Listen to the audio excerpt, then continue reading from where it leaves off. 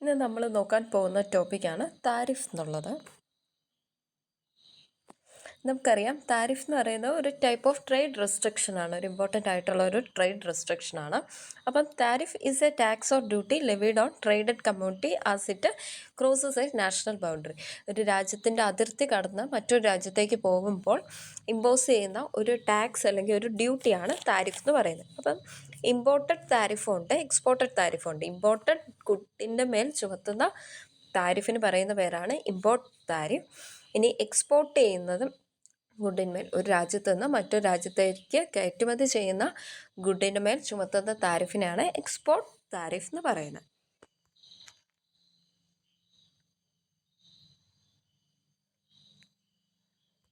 നമ്മളിവിടെ നോക്കാൻ പോകുന്നത് എന്താണ് താരിഫ് എന്നാണ്. ഒരു ജനറൽ ഐഡിയ നമുക്കിപ്പോൾ കിട്ടിയിട്ടുണ്ട്. ഇനി പല തരത്തിലുള്ള താരിഫുണ്ട്, ടൈപ്സ് ഓഫ് താരിഫ് നോക്കും. പിന്നെ താരിഫ് കൊണ്ടുള്ള എഫക്ട്സുകൾ എന്തൊക്കെയാണ്, എന്താണ് ഒപ്റ്റിമം താരിഫ്, പിന്നെ ഒരു കൺക്ലൂഷൻ. അതാണ് ഈ വീഡിയോയിൽ നമ്മൾ ഇന്ന് നോക്കാൻ പോകുന്നത്.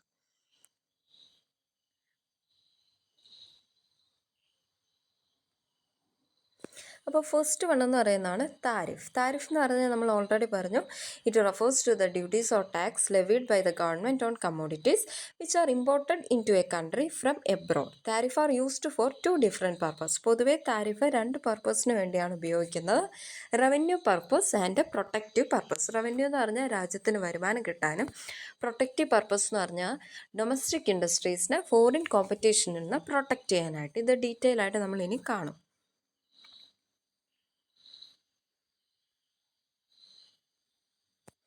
Revenue tariff are imposed on luxury consumer goods.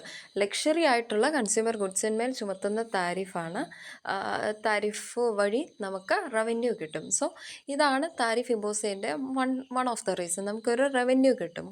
Highly luxury ആയിട്ടുള്ള കൺസ്യൂമർ ഗുഡിന്മേൽ ചുമത്തുന്ന താരിഫ് വഴി ഗവൺമെൻറ്റിനല്ല നമ്മുടെ രാജ്യത്തിന് റവന്യൂ കിട്ടും. Next is protective tariff. Protective tariff are main to maintain and encourage those branches of home industry protected by the duties. അപ്പം foreign രാജ്യങ്ങളിൽ ഇതേ നമ്മുടെ നാട്ടിലെ അതേ ഗുഡ്സ് തന്നെ വിദേശത്ത് നിന്നും വേറെ രാജ്യങ്ങളിൽ ഉൽപ്പാദിപ്പിച്ച് നമ്മുടെ രാജ്യത്തോട്ട് കയറ്റുമതി ചെയ്യുന്നുണ്ട്. അപ്പോൾ അങ്ങനെയുള്ള ഗുഡ്സ് ചിലപ്പം ചീപ്പായിരിക്കും. അപ്പം നമ്മുടെ നാട്ടിൽ അതേ ഗുഡ് തന്നെ പ്രൊഡ്യൂസ് ചെയ്യുമ്പം കോസ്റ്റ് കൂടുതലായിരിക്കും. അപ്പോൾ നമ്മുടെ രാജ്യത്തെ നമ്മുടെ പ്രോഡക്റ്റ്സ് ആളുകൾ വാങ്ങിയാൽ, കാര്യം ചീപ്പർ പ്രോഡക്റ്റ്സ് ആയിരിക്കും ആൾക്കാർക്ക് കൂടുതൽ പ്രിഫറൻസ്. അപ്പോൾ നമ്മുടെ ഡൊമസ്റ്റിക് ഇൻഡസ്ട്രീസ് തകരാൻ ചാൻസ് ഉണ്ട്. അപ്പം ഇങ്ങനെ നമ്മുടെ ഡൊമസ്റ്റിക് ഇൻഡസ്ട്രീസിനെ പ്രൊട്ടക്റ്റ് ചെയ്യാൻ വേണ്ടി നമ്മൾ താരിഫ് ഇമ്പോസ് ചെയ്യും. അപ്പോൾ താരിഫ് ഇമ്പോസ് ചെയ്ത് കഴിയുമ്പോൾ മറ്റ് രാജ്യങ്ങളിൽ പ്രൊഡ്യൂസ് ചെയ്ത പ്രോഡക്റ്റിൽ താരിഫ് ഇമ്പോസ് ചെയ്ത് കഴിയുമ്പോൾ അത് നമ്മുടെ രാജ്യത്ത് വന്നു കഴിയുമ്പോൾ അതിൻ്റെ പ്രൈസ് കൂടും. അപ്പോൾ എന്ത് സംഭവിക്കും? സ്വാഭാവികമായിട്ടും നമ്മൾ നമ്മുടെ രാജ്യത്തെ കുറച്ചുകൂടെ ചീപ്പറായിട്ടുള്ള പ്രോഡക്റ്റ് നമ്മുടെ നാട്ടിൽ തന്നെ പ്രൊഡ്യൂസ് ചെയ്യുന്നുണ്ടെങ്കിൽ നമ്മൾ ആ പ്രോഡക്റ്റ് ആയിരിക്കും പർച്ചേസ് ചെയ്യുക.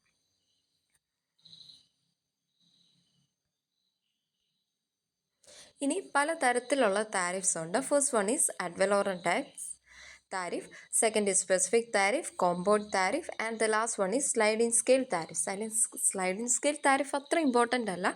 മോസ്റ്റ് ഇമ്പോർട്ടൻ്റ് ആയിട്ടുള്ള 3 താരിഫ് എന്ന് പറയുന്നതാണ് ad valorem tariff, specific tariff and compound tariff.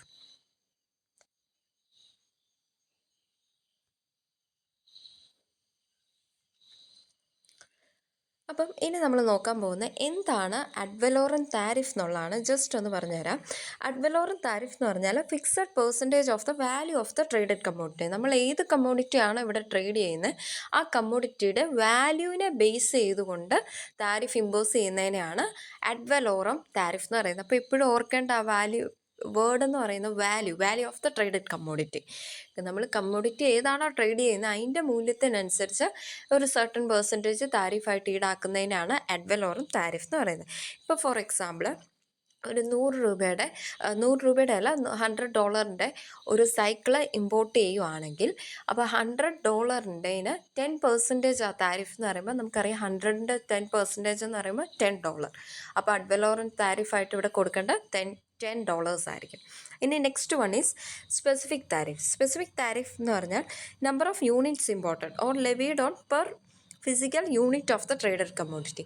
എത്രത്തോളം എണ്ണത്തിനനുസരിച്ച് പെർ ഫിസിക്കൽ യൂണിറ്റിനെ ബേസ് ചെയ്തുകൊണ്ട് താരിഫ് ഇമ്പോസ് ചെയ്യുന്നതിനാണ്. ഇപ്പം 100 സൈക്കിൾ, ഒരു സൈക്കിളിന് 10 ഡോളർ വെച്ച് ടാക്സ് അടയ്ക്കണമെന്ന് പറയുമ്പോൾ 100 സൈക്കിൾ ഇമ്പോസ് ചെയ്യുമ്പോൾ 100 × 10 ചെയ്യുമ്പോൾ $1000 അടയ്ക്കണം. അപ്പം അപ്പർ ക്വാണ്ടിറ്റി എത്ര ക്വാണ്ടിറ്റി ആണോ ഇങ്ങോട്ട് ഇമ്പോർട്ട് ചെയ്യുന്ന അല്ല എക്സ്പോർട്ട് ചെയ്യുന്ന അതിനനുസരിച്ച് താരിഫ് ഇമ്പോസ് ചെയ്യുന്ന ആ എണ്ണത്തിനനുസരിച്ച് താരിഫ് ഇമ്പോസ് ചെയ്യുന്നതിനാണ് നമ്മൾ സ്പെസിഫിക് താരിഫ് എന്ന് പറയുന്നത്. ഇനി കോമ്പൗണ്ട് താരിഫ് എന്ന് പറഞ്ഞാൽ സ്പെസിഫിക് താരിഫിൻ്റെയും അതുപോലെ തന്നെ അഡ്വലോറൻ താരിഫിൻ്റെ ഒരു കോമ്പിനേഷൻ അല്ല മിക്സ്ചർ എന്ന് പറയാൻ പറ്റും. എന്ന് വെച്ചാൽ ഇപ്പോൾ ഏതെങ്കിലും ഒരു പ്രോഡക്റ്റ് നമ്മൾ ഇമ്പോസ് ചെയ്യുകയാണ്, ബൈസൈക്കിളിൻ്റെ തന്നെ എക്സാമ്പിൾ എടുക്കുകയാണെങ്കിൽ $100 ആണ് ബൈസൈക്കിൾ എന്നുണ്ടെങ്കിൽ 5% ബൈസൈക്കിളിൻ്റെ ടോട്ടൽ വാല്യൂവിൻ്റെ 5% നമ്മൾ അഡ്വലോറൻ താരിഫായിട്ട് എടുക്കുക എന്ന് പറഞ്ഞാൽ 100ൻ്റെ 5% എന്ന് പറയുമ്പോൾ $5 ആണ്. അപ്പോൾ അഡ്വലോറൻ വാല്യൂ ആയിട്ട് നമ്മൾ കൊടുക്കേണ്ട $5. ഇനി സ്പെസിഫിക് താരിഫായിട്ട് ആ 100 എന്നുള്ള ഒരു ബൈസൈക്കിളാണ് നമ്മൾ ഇങ്ങോട്ട് ഇമ്പോർട്ട് ചെയ്യുന്നതെന്നുണ്ടെങ്കിൽ അതിന് 10% ആണെങ്കിൽ 100ൻ്റെ 10% എന്ന് പറയുന്നത് $10. അപ്പം കോമ്പൗണ്ട് താരിഫ് എന്ന് പറയുമ്പം സ്പെസിഫിക്കും അഡ്വലോറും കൂടെ ആഡ് ചെയ്യണം. അപ്പോൾ $5 + $10 $15 നമ്മൾ താരിഫായിട്ട് ഇമ്പോസ് ചെയ്യണം. സ്ലൈഡിംഗ് എന്ന് പറഞ്ഞാൽ ഏകദേശം അഡ്വലോറും പോലെ തന്നെ ഒരു ഇതാണ്. എപ്പോഴും ഇങ്ങനെ ചേഞ്ച് ചെയ്തുകൊണ്ടിരിക്കും, അതത്ര ഇമ്പോർട്ടൻ്റ് അല്ല. ഇനി നമ്മൾ നോക്കാൻ പോകുന്ന എഫക്ട്സ് ഓഫ് താരിഫാണ്. അതിൽ ഫസ്റ്റ് വൺ എന്ന് പറയുന്നതാണ് പ്രൈസ് എഫക്റ്റ് എന്ന് പറയുന്നത്. നമ്മൾ ആദ്യം കണ്ട പ്രൊട്ടക്റ്റീവ് എഫക്റ്റ് എന്താണെന്ന് ജസ്റ്റ് നമുക്കൊന്ന് നോക്കാം. പ്രൊട്ടക്റ്റീവ് എഫക്റ്റ് നമ്മൾ ഓൾറെഡി ഡിസ്കസ് ചെയ്താണ്. The protective effect shows how the domestic industries can be protected from foreign competition by imposing and import duty. അപ്പം എങ്ങനെ ഇമ്പോർട്ട് ഡ്യൂട്ടി ചുമത്തിക്കൊണ്ട് അല്ലെങ്കിൽ ലെവി ചെയ്തുകൊണ്ട് എങ്ങനെ നമ്മുടെ ഡൊമസ്റ്റിക് ഇൻഡസ്ട്രീസിനെ പ്രൊട്ടക്റ്റ് ചെയ്യാം, ഫോറിൻ ട്രേഡിൽ നിന്ന് പ്രൊട്ടക്റ്റ് ചെയ്യാം എന്നുള്ളതാണ് ഒരു എഫക്റ്റായിട്ട്, താരിഫിൻ്റെ എഫക്റ്റായിട്ട് നമുക്ക് പറയാൻ സാധിക്കുന്ന ഒരു ഇത്. The decreasing amount of imported goods due to price effect of tariff is called a protection or protective effect. When the domestic producers face the higher price, they are able to cover the rising marginal cost of additional output and expand the protection.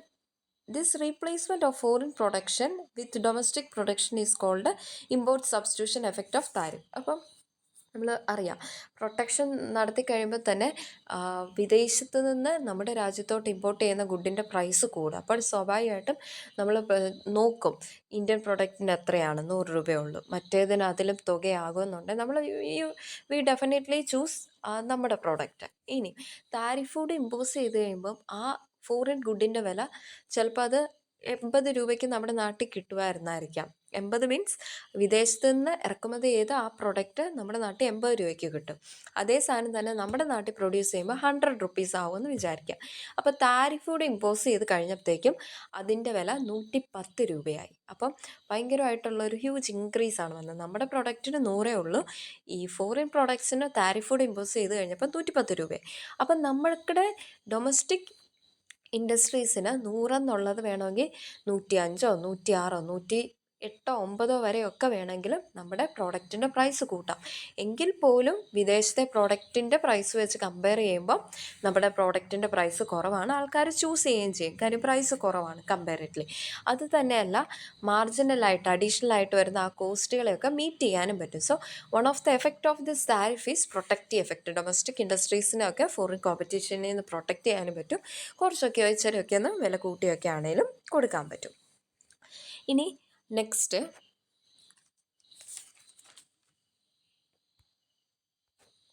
അപ്പോൾ ഈ താരിഫിനോടനുബന്ധിച്ച് വരുന്ന ഒരു most important ആയിട്ടുള്ള effect എന്ന് പറയുന്നതാണ് price effect. ഇപ്പം നമ്മൾ already കണ്ടു, if a tariff imposed on an imported commodity the price of the commodity will rise. ഉറപ്പായിട്ടും താരിഫ് ഇമ്പോസ് ചെയ്യുന്ന ഒരു പ്രോഡക്റ്റിനെ ഇമ്പോസ് ചെയ്യുകയാണെങ്കിൽ ഉറപ്പായിട്ടും അതിൻ്റെ പ്രൈസ് കൂടും. ഇനി if the demand for the commodity is inelastic in the importing country. അപ്പോൾ import ചെയ്യുന്ന കൺട്രിയിൽ ഏത് രാജ്യമാണോ ഇമ്പോർട്ട് ചെയ്യുന്നത് അതിൻ്റെ കമ്മോഡിറ്റിയുടെ ഡിമാൻഡ് എന്ന് പറയുന്നത് ഇൻഇലാസ്റ്റിക് ആണ്. എന്ന് പറഞ്ഞാൽ പ്രൈസ് കൂടിയാലും കുറഞ്ഞാലും ഒന്നും ആൾക്കാരുടെ ഡിമാൻഡിൽ അതിൽ കാര്യമായിട്ട് ബാധിക്കുന്നില്ല. ആൾക്കാർ ഒരുമാതിരി വാങ്ങുന്നുണ്ടെങ്കിൽ ഡെഫിനറ്റായിട്ടും താരിഫ് കൂട്ടിയാലും there will be demand for the product. Price കൂടിയാലും വി ആർ ഓക്കെ, കാര്യം അതില്ലാതെ നമുക്ക് പറ്റത്തില്ല. ഇനി if the demand for the imported commodity is highly elastic the price of the commodity will not rise and the import duty will be paid by the exporting country. ഇനി ഏതെങ്കിലും ഒരു രാജ്യത്തു നിന്ന് ഇറക്കുമതി ചെയ്യുന്ന ഒരു പ്രോഡക്റ്റ് നമുക്ക് ആ പ്രോഡക്റ്റിനോട് ഭയങ്കര ഡിമാൻഡില്ല. അപ്പം നമുക്ക് പറയാൻ പറ്റും പ്രൈസ് എലാസ്റ്റിറ്റി എന്ന് പറയുന്നത് ഹൈലി എലാസ്റ്റിക്കാണ്. വില കൂടിയാലുള്ള ആൾക്കാർ അധികം ഒന്നും ഡിമാൻഡ് ചെയ്യുന്നില്ല എന്നുണ്ടെങ്കിൽ എന്ത് പറ്റുമെന്ന് ചോദിച്ചാൽ താരിഫ് ഇമ്പോസ് ചെയ്താലും പ്രൈസ് വലിയ മാറ്റമൊന്നും സംഭവിക്കുന്നില്ല. അപ്പം നമ്മുടെ ഏത് രാജ്യമാണോ ആ പ്രോഡക്റ്റിനെ എക്സ്പോർട്ട് ചെയ്ത് ആ രാജ്യം അതിൻ്റെ ആ പ്രോഡക്റ്റിൻ്റെ താരിഫും കൂടെ അടയ്ക്കേണ്ടതായിട്ട് വരും, അല്ലെങ്കിൽ ആ താരിഫിൻ്റെ ബേർഡൻ ആ രാജ്യം വഹിക്കേണ്ടതായിട്ട് വരും if the price is highly elastic.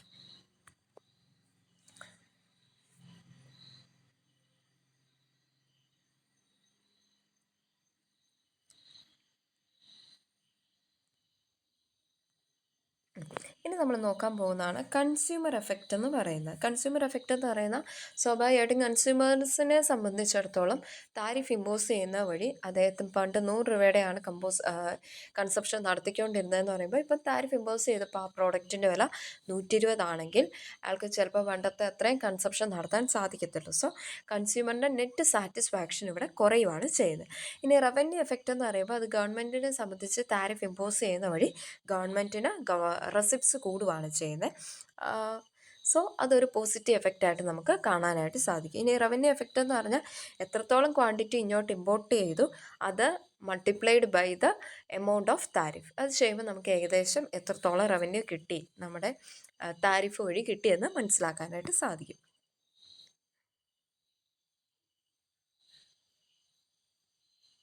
Next is redistribution effect. Redistribution effect results from producers receiving a high price for their commodity after the imposition of tariff. അപ്പോൾ ഒരു പ്രോഡക്റ്റിന് താരിഫ് ഇമ്പോസ് ചെയ്ത് കഴിയുമ്പോഴത്തേക്ക് ഓട്ടോമാറ്റിക്കലി അതിൻ്റെ വില കൂടും. വിദേശത്തു നിന്നുള്ള ഒരു പ്രോഡക്റ്റ് 100 രൂപയ്ക്ക് കിട്ടുന്ന താരിഫ് ഇമ്പോസ് ചെയ്തപ്പം 120 അപ്പം ഓട്ടോമാറ്റിക്കലി ഡൊമസ്റ്റിക്കലി പ്രൊഡ്യൂസ് ചെയ്യുന്ന അതേ പ്രോഡക്റ്റിന് വേണമെങ്കിൽ ഇച്ചിരിയൊക്കെ വില കൂട്ടാം. അപ്പോൾ അതിൻ്റെ നെറ്റ് ഗെയിൻ ആർക്ക് കിട്ടുന്നതെന്ന് ചോദിച്ചാൽ പ്രൊഡ്യൂസേഴ്സിന് കിട്ടുന്നുണ്ട്. പക്ഷേ കൺസ്യൂമേഴ്സിനെ സംബന്ധിച്ച് അവർക്ക് പണ്ട് കൺസ്യൂം ചെയ്തിരുന്ന അത്രയും പോലും ഇപ്പം കൺസ്യൂം ചെയ്യാനും പറ്റുന്നില്ല. അവരുടെ ലെവൽ ഓഫ് സാറ്റിസ്ഫാക്ഷൻ കുറയുകയാണ് ചെയ്യുന്നത്. ഇനി ടേംസ് ഓഫ് ട്രേഡ് കൊണ്ട് ഉദ്ദേശിക്കുന്നത് ടേംസ് ഓഫ് ട്രേഡ് എഫക്റ്റ് എന്ന് പറഞ്ഞാൽ ടേംസ് ഓഫ് ട്രേഡ് ഇമ്പ്രൂവ് ചെയ്യും. കാര്യം എന്നാന്ന് ചോദിച്ചാൽ എക്സ്പോർട്ടും ഇമ്പോർട്ടും ആണല്ലോ ഇവിടെ നമ്മൾ കൺസിഡർ ചെയ്യുന്നത്. അപ്പം താരിഫ് കൂടുന്നതിനനുസരിച്ച് സ്വാഭാവികമായിട്ടും നമ്മുടെ ഇമ്പോർട്ട് കുറയും. അപ്പോൾ ഇമ്പോർട്ട് കുറയും എക്സ്പോർട്ട് കൂടുകയും ചെയ്യുന്ന ഒരു സിറ്റുവേഷൻ വരുമ്പോൾ ടേംസ് ഓഫ് ട്രേഡ് ഇമ്പ്രൂവ് ചെയ്യും.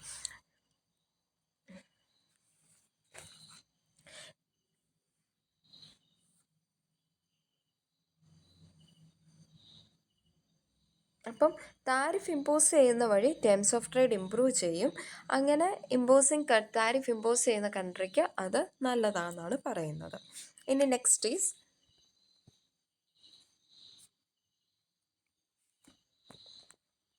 Competitive effect. കോമ്പറ്റേറ്റീവ് എഫക്റ്റ് എന്ന് പറഞ്ഞാൽ competitive effect of tariff is to protect the domestic industry from foreign competition by imposing a tariff on the commodity imported.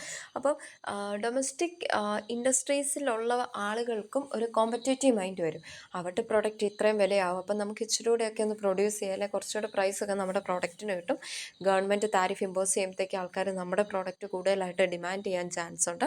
എന്താ ഒരു competitive mind domestic ഇൻഡസ്ട്രീസിൽ അല്ലെങ്കിൽ domestic ആയിട്ട് produce ചെയ്യുന്ന ഇൻഡസ്ട്രീസിൻ്റെ ഒക്കെ ഓണേഴ്സിൻ്റെ ഇടയിലൊരു തോന്നൽ വരും. Next is income effect. Income effect എന്നുകൊണ്ട് ഉദ്ദേശിക്കുന്നത് താരിഫ് ഇമ്പോസ് ചെയ്ത് കഴിയുമ്പോഴത്തേക്ക് ഓട്ടോമാറ്റിക്കലി നമ്മുടെ മണി ഇൻക്രീസ് ചെയ്യും. മണി ഇൻക്രീസ് ചെയ്യുമ്പോൾ ഓട്ടോമാറ്റിക്കലി ആളുകളുടെ റിയൽ ഇൻകം കൂടും. പിന്നെ കൂടുതലായിട്ട് ജോലി അവസരങ്ങൾ കൂടും. കാര്യം എന്താണെന്ന് ചോദിച്ചാൽ താരിഫ് ഇമ്പോസ് ചെയ്ത് കഴിയുമ്പോഴത്തേക്ക് കൂടുതലായിട്ട് ഡൊമസ്റ്റിക് ഇൻഡസ്ട്രീസിലെ പ്രോഡക്ട്സിന് ഡിമാൻഡ് വരും. അപ്പോൾ അതുവഴി ഡിമാൻഡ് മീറ്റ് ചെയ്യാനായിട്ട് കൂടുതലായിട്ട് പ്രൊഡ്യൂസ് ചെയ്യും. പ്രൊഡ്യൂസ് ചെയ്യുന്നതിനനുസരിച്ച് കൂടുതൽ എംപ്ലോയ്മെൻറ്റ് ഇൻക്രീസ് ചെയ്യും. അപ്പം ഇതൊക്കെയാണ് ഇൻകം എഫക്റ്റ് കൊണ്ട് ഉദ്ദേശിക്കുന്നത്. അപ്പം താരിഫ് ഇമ്പോസ് ചെയ്ത് കഴിയുമ്പോഴത്തേക്ക് ഡിമാൻഡ് ഫോർ ഇമ്പോർട്ടഡ് ഗുഡ് കുറയും. സ്വാഭാവികമായിട്ട് ആൾക്കാരുടെ ഡിമാൻഡ് ഫോർ ഡൊമസ്റ്റിക് പ്രോഡക്ട്സ് അല്ലെങ്കിൽ ഹോം മെയ്ഡ് പ്രോഡക്ട്സിൻ്റെ ഡിമാൻഡ് കൂടും. ഹോം കൺട്രി പ്രൊഡ്യൂസ് ചെയ്യുന്ന ഗുഡ്സിൻ്റെ ഡിമാൻഡ് കൂടും. അപ്പം ഇങ്ങനെ വന്നു കഴിയുമ്പോഴത്തേക്ക് നമ്മളിവിടെ ഒരു ഇമ്പോർട്ട് സബ്സ്റ്റിറ്റ്യൂഷനാണ് എന്നുള്ളൊരു പോളിസിയിലേക്ക് നമ്മൾ ഓട്ടോമാറ്റിക്കലി പോകും.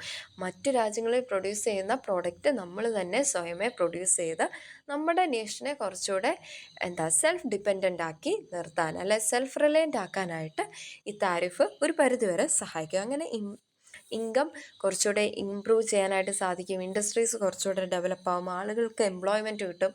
എംപ്ലോയ്മെൻറ്റ് കിട്ടുന്ന വഴി കൂടുതൽ ഇൻകം എക്കോണമി വരും. ഇതൊക്കെയാണ് ഇൻകം എഫക്റ്റ് കൊണ്ട് ഉദ്ദേശിക്കുന്നത്. The final one is BOP effect. Balance of പേയ്മെൻറ്റും ഇമ്പ്രൂവ് ആവും. ഒരു താരിഫ് ഇമ്പോസ് ചെയ്ത് കഴിയുമ്പോഴത്തേക്കും ഓട്ടോമാറ്റിക്കലി ആ രാജ്യത്തിൻ്റെ എക്സ്പെൻഡിച്ചർ കുറയും. ഇമ്പോർട്ട് ചെയ്യുന്ന കുറയുമ്പോഴത്തേക്കും സ്വാഭാവികമായിട്ട് എക്സ്പെൻഡിച്ചർ കുറയും.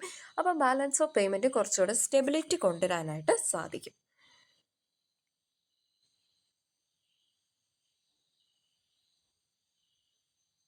Next one is optimum tariff. The tariff that maximizes a country's welfare is called optimum tariff. അപ്പോൾ optimum tariff എന്ന് പറഞ്ഞാൽ ഏറ്റവും ബെസ്റ്റ് ആയിട്ടുള്ള താരിഫായിരിക്കും. ആ താരിഫ് ഇമ്പോസ് ചെയ്ത് കഴിയുമ്പോൾ ആ രാജ്യത്തിൻ്റെ വെൽഫെയർ ഇമ്പ്രൂവ് ചെയ്യുന്നതായിരിക്കും.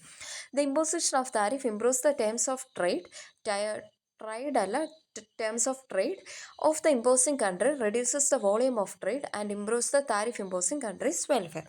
ഇപ്പം ഒരു താരിഫ് ഇമ്പോസ് ചെയ്ത് കഴിയുമ്പോഴത്തേക്കും ഓട്ടോമാറ്റിക്കലി ആ രാജ്യത്തിൻ്റെ ടേംസ് ഓഫ് ട്രേഡ്, ഏത് രാജ്യമാണോ ഇമ്പോസ് ചെയ്യുന്നത് ആ രാജ്യത്തിൻ്റെ ടേംസ് ഓഫ് ട്രേഡ് ഇമ്പ്രൂവ് ചെയ്യും. കാര്യം എന്താണെന്ന് ചോദിച്ചാൽ സ്വാഭാവികമായിട്ട് ഇമ്പോർട്ട് കുറയും താരിഫ് ഇമ്പോസ് ചെയ്ത് കഴിയുമ്പോഴത്തേക്കും. അപ്പം ടേംസ് ഓഫ് ട്രേഡ് നോക്കുമ്പോൾ എക്സ്പോർട്ട് കൂടുതൽ ഇമ്പോർട്ട് കുറയുമ്പോഴത്തേക്കും കുറച്ചുകൂടെ ഫേവറബിൾ ആയിട്ടുള്ള ടേംസ് ഓഫ് ട്രേഡ് ആയിട്ട് മാറും. പക്ഷേ ട്രേഡ് വോളിയം വെച്ച് നോക്കുമ്പോൾ ചിലപ്പം വോളിയം വെച്ച് ഇറക്കുമതിയൊക്കെ കുറഞ്ഞപ്പം മൊത്തത്തിലുള്ള വോളിയം ഓഫ് ട്രേഡ് കുറഞ്ഞെങ്കിൽ പോലും കുറയാനും ചാൻസ് ഉണ്ട്. അപ്പം നമുക്ക് ഈ ഓപ്റ്റിമം താരിഫ് വഴി രണ്ട് എഫക്റ്റ് ഉണ്ടാകും. ഒരു പോസിറ്റീവ് എഫക്റ്റും ഉണ്ടാകും, ഒരു നെഗറ്റീവ് എഫക്റ്റും ഉണ്ടാകും.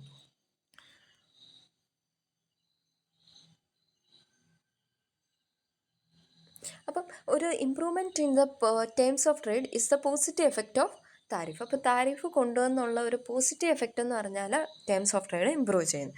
ഇനി ഇതിൻ്റെ ഒരു നെഗറ്റീവ് വശം എന്നാന്ന് ചോദിച്ചാൽ വോളിയം ഓഫ് ട്രേഡ് കുറയുന്നു. അപ്പം അത് രണ്ടും അപ്പോൾ എപ്പോഴും ഓർക്കുക, ഒരു ഓപ്റ്റിമം താരിഫ് ആവുന്ന എപ്പോഴാണെന്ന് ചോദിച്ചാൽ പോസിറ്റീവ് എഫക്റ്റ് കൂടുതലായിരിക്കുക നെഗറ്റീവിനെക്കാട്ടിലും. ഇവിടെ പോസിറ്റീവ് എഫക്റ്റ് എന്നുകൊണ്ട് ഉദ്ദേശിക്കുന്നത് എന്താ, ടേംസ് ഓഫ് ട്രേഡ് കൂടുതലാവുക, ഇമ്പ്രൂവ് ആവുക. വോളിയം ഓഫ് ട്രേഡ് കുറയും, പക്ഷേ ആ വോളിയം ഓഫ് ട്രേഡ് കുറയുന്നതിനേക്കാട്ടിലും കൂടുതലായിട്ട് അതിൻ്റെ പോസിറ്റീവ് എഫക്റ്റായ ടേംസ് ഓഫ് ട്രേഡ് ഇമ്പ്രൂവ് ചെയ്യുകയാണെങ്കിൽ നമുക്കവിടെ കൺട്രിയുടെ വെൽഫെയർ ഇൻക്രീസ് ചെയ്യും. സോ ആ ഒരു താരിഫ് ഒപ്റ്റിമം താരിഫാണെന്ന് നമുക്ക് പറയാനായിട്ട് സാധിക്കും. ഇനി professor Kindleberger devised a formula to measure the rate of optimum tariff. അപ്പോൾ ഓപ്റ്റിമം താരിഫ് മെഷർ ചെയ്യാനായിട്ടൊരു ഫോർമുല കണ്ടുപിടിച്ചിട്ടുണ്ട്. ആ ഫോർമുല എന്ന് പറയുന്നത് TF എന്ന് പറഞ്ഞാൽ optimum tariff is equal to 1 divided by E-1. TF is the optimum tariff. E is the point elasticity of the offer curve of the country and E is more. അപ്പം ഇതാണ് formula. E എന്ന് പറയുന്നത് offer കർവിൻ്റെ point എലാസ്റ്റിസിറ്റിയാണ് കാണിക്കുന്നത്. ഇനി എപ്പോഴും ഇത് equation vice ചെയ്ത് കഴിയുമ്പോൾ നമ്മുടെ കിട്ടിയ വാല്യൂ എന്ന് പറയുന്നത്, ഈയുടെ വാല്യൂ എന്ന് പറയുന്നത് മോർ ദാൻ 1 ആണെങ്കിൽ ഒപ്റ്റിമം താരിഫ് കുറയും. ഇനി ലെസ് ദാൻ 1 ആണെന്നുണ്ടെങ്കിൽ, ലെസ് ദാൻ 1 ആണെങ്കിൽ എന്ത് സംഭവിക്കാമെന്ന് ചോദിച്ചാൽ നമ്മുടെ ഓപ്റ്റിമം താരിഫ് എന്ന് പറയുന്നത് നെഗറ്റീവ് ആകാനുള്ള ചാൻസ് ഉണ്ട്. അപ്പം ഇതിൽ നിന്ന് മനസ്സിലാക്കേണ്ട ഇത്രയേ ഉള്ളൂ. ഭയങ്കര ഡീറ്റെയിൽ ആയിട്ട് ഞാൻ ഓപ്റ്റിമം താരിഫ് പറയുന്നില്ല, ജസ്റ്റ് ഒരു ഐഡിയ ഉണ്ടാക്കി വെക്കുന്നേ ഉള്ളൂ. അപ്പോൾ ഓപ്റ്റിമം താരിഫ് ഒരിക്കലും എക്സിസ്റ്റ് ചെയ്യല. ഓഫർ കർവിൻ്റെ ഇന്നിലാസ്റ്റിക് പോർഷനിൽ ഓപ്റ്റിമം താരിഫ് നമുക്ക് ഇൻട്രൊഡ്യൂസ് ചെയ്യാൻ പറ്റത്തില്ല. കാര്യം എന്താണെന്ന് ചോദിച്ചാൽ ആ ഏരിയയിൽ നമ്മൾ ചെയ്താലും അവിടെ ടേംസ് ഓഫ് ട്രേഡ് ഇമ്പ്രൂവ് ആവുന്നുമില്ല, വോളിയം ഓഫ് ട്രേഡ് കുറയുകയും ചെയ്യും. സോ അപ്പം നമുക്ക് പറയാൻ പറ്റും ഓഫർ കർവിൻ്റെ ഇന്നിലാസ്റ്റിക് പോർഷനിൽ നമുക്ക് ഓപ്റ്റിമം ട്രേഡ് എന്നുള്ള ഒരു ഓപ്റ്റിമം ട്രേഡ് അല്ല, ഓപ്റ്റിമം താരിഫ് എന്നുള്ള സിറ്റുവേഷൻ പോസിബിൾ അല്ല.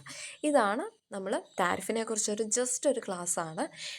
മനസ്സിലായെന്ന് പ്രതീക്ഷിക്കുന്നു. ഈ ചാനൽ ഇഷ്ടപ്പെടുവാണെങ്കിൽ കൈൻഡ്ലി സബ്സ്ക്രൈബ് മൈ ചാനൽ.